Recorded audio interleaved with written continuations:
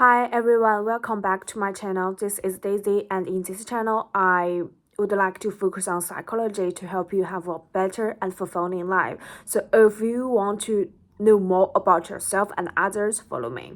So let us continue to talk about my last topic, which is emotional labor.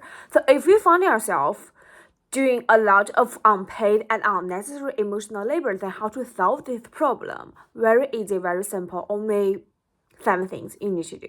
Okay, the first is to recognize when you are taking on this emotional labor. If you are in a family gathering and your mom and then your any types of family member are having an argument, and you immediately feel the urge to take on the responsibility to fix the atmosphere. You may, making jokes, start to make jokes, or change the topic, change the subject to lighten the atmosphere without thinking, even though the conflict has nothing to do with you, but you do that automatically. But now I want you to know that you need to stop yourself doing that unconscious thing and remember yourself that their emotions are theirs to handle, and I don't need to absorb this tension. So next time, I want you to just excuse yourself and step away without engaging in this kind of BS. Find a way to manage your own emotions first. And even though they are your family, you need to recognize when you are taking this emotional labor and stop yourself. And number 2, you need to practice saying no without long explanation.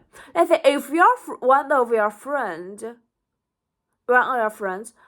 asks you to help them to move in the weekend, but you have been exhausted from work during the week and you really want to rest.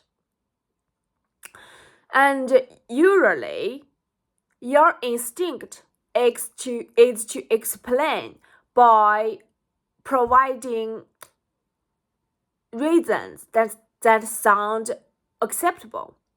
But I don't want you to do that anymore. Instead of saying, "Oh, I would, but I have been really tired from work. I need to rest. Or maybe I have some other things, other errands to run. I don't know if I have the time." No, none of them. Don't say that. You just say, "Sorry, I cannot make it, but I hope things go well with you." That's it. No long explanation, no guilt. All you need to do is a clear and simple, polite no. And the third thing you need to do to avoid doing this emotional labor is to stop apologizing for things that aren't your own fault. Let's say if you were in a work meeting and you offered your own idea, and then somebody suddenly interrupts you. Usually, you would automatically say, "Oh, sorry, go ahead." But no, not that anymore. I want you to pause and assert yourself, saying, "I really want to finish my thought. Thanks." Why are you apologizing when they interrupted you? You don't need to, for example, you don't need to apologize for taking up space or having a voice. They're not your fault to do so. And number 4, you need to prioritize your own feelings and your own needs. Let's say if you are in a group of friends and all of them want to go to a bar, but you really do not in the mood, and you used to you feel the urge maybe to just go along with them and have fun with them because you don't want to disappoint them and you don't want to feel special. But next time, I want you to know that you need to check in with yourself and know what you really want. And simply say, hey, I think I'm going to grab something and just head home. But I hope you guys have fun. Bye bye. You do what you want without considering too much about them. You should be your number one priority, not them. Always put your own needs first. Consider yourself first, fulfill yourself first, and then think about others. And number five, the fifth thing you need to do is to let others handling their own emotions. Let's say if your partner or if your girlfriend or boyfriend comes home from work looking upset, usually your instinct is to drop everything to comfort them, to ask, oh, what's wrong? And then you will do everything to fix their emotion, to fix their mood, to make them feel better. But no that anymore. Next time, attitude different approach, okay?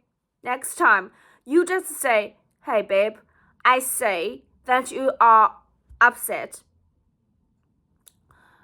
Do you want to talk about this? Or do you need some space? Okay? In this way, you offer your support without taking their emotions on you. You need to know, it's very important, okay? You care about them, but you need to let them handle their own emotions.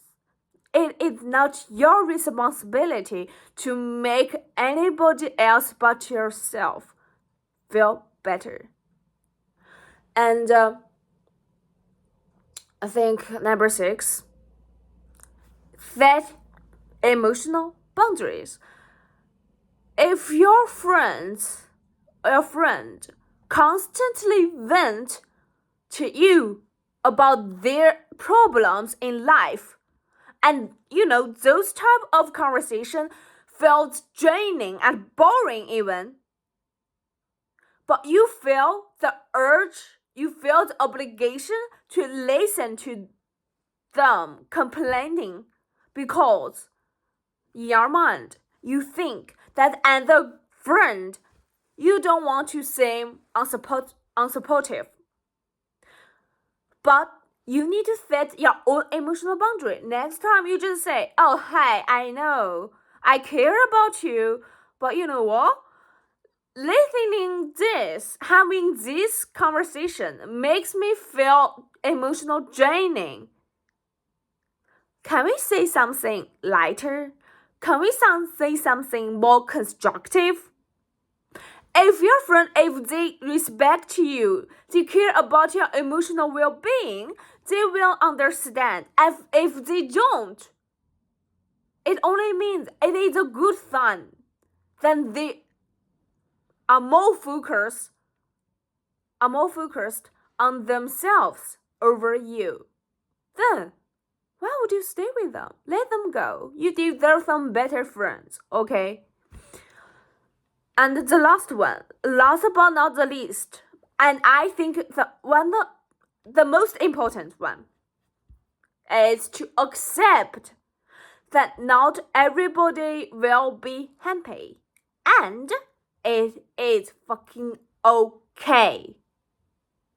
Let's say if your coworker asks for switching your shifts, but you got plans and you say no, and then they have that type of huge disappointment on their face. They say, oh really, I was really hoping that you could help me out. And then you start to feel guilty. But why would you do that? Don't do that. Remind yourself, Just because somebody is disappointed, it doesn't mean that you did something wrong. And instead of backing down, I want you to stick to yourself and just say, oh, I totally understand that. I can say that you are disappointing, but I cannot do that. I hope you can find somebody else who can swap with you. Good luck. That's it. You need to know. Not just because you don't need to change your decision, just because somebody is not happy with it. Okay, I say that again. You do not need to change yourself, to change your decision, just because somebody is not happy with the decision you have made. And just because somebody wants something from you doesn't mean you need to give it to them. It is very important. Remember those 7 simple techniques. Those 7 things, 7 changes will help you reduce your emotional labor and help you build healthy emotional boundaries. It may be a little bit uncomfortable at first or unfamiliar, more precisely speaking, familiar to you at the first, but over time it will get easier because they are your right to not do this emotional labor to others. And I'm not saying that you should not care about anyone and be selfish. What I want you to know is that it should be your choice to do emotional labor and your choice to whom do that kind of emotional labor, not your responsibility, not your obligation, not your duty to do so. And that's today's video. I know it is helpful. I see you guys later. Have a nice day. Have a nice morning. Nice afternoon. Nice evening. See you. Bye bye.